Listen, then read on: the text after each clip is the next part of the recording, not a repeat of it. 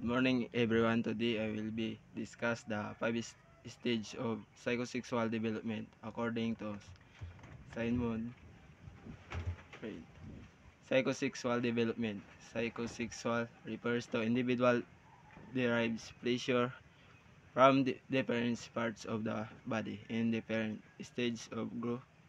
Pleasure in the human body. How the mind relates to the body in the pleasure derives from the activities of the body.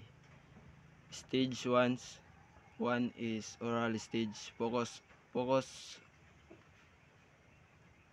focus on in finding pleasure from sucking, eating, and bathing.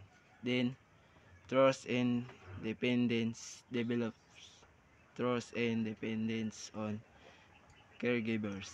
Stage 2, anal stage, focus on bowel movements, pleasure from controlling bowel movements.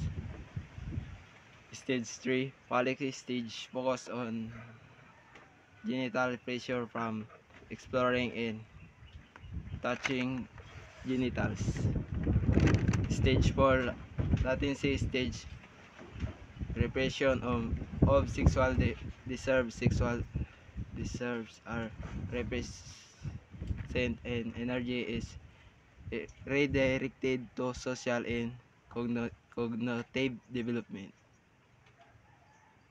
Genital stage focus on opposite sex relationship, pleasure from romantic and sexual relationship with opposite sex partners.